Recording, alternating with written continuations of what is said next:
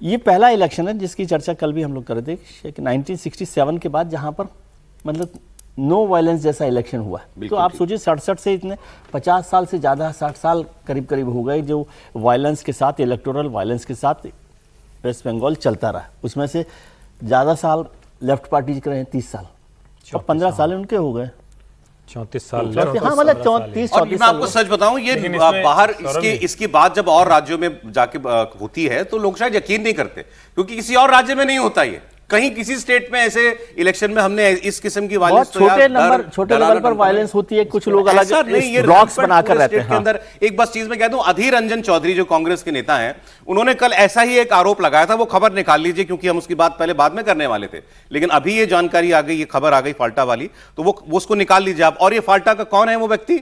ये वही है जहांगीर खान, जिसको धमकाने का आरोप, जिसको धमकाया था अजय पाल शर्मा ने, आईपीएस अफसर ने।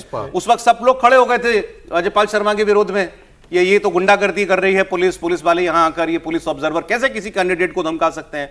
आज उसी का नाम ले लेकर, जहांगीर खान का नाम लेकर के वो लोग सड़कों पर अब मजबूर हुए हैं, और वो भी हिम्मत कर पाए कि अब यहां सेंट्रल फोर्स है तो हम कम से कम अपनी तकलीफ आगे बता तो सकें कि हमको मारा पीटा जा रहा है, और नाम उसी आदमी का लिया जा रहा है।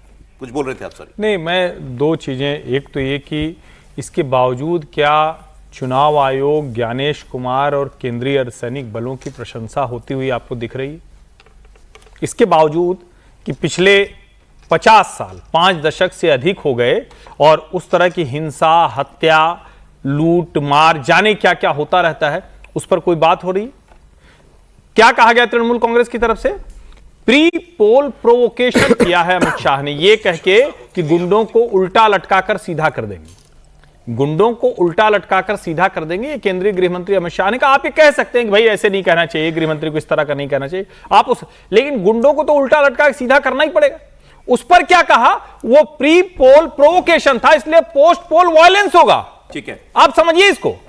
इसीलिए मैं कह रहा हूं कि क्या इसके बावजूद अभी भी चुनाव आयोग की, ज्ञानेश कुमार की, केंद्रीय अर्धसैनिक बलों की, पूरे इंतजाम की, उसकी प्रशंसा हो पा रही? क्या होनी चाहिए।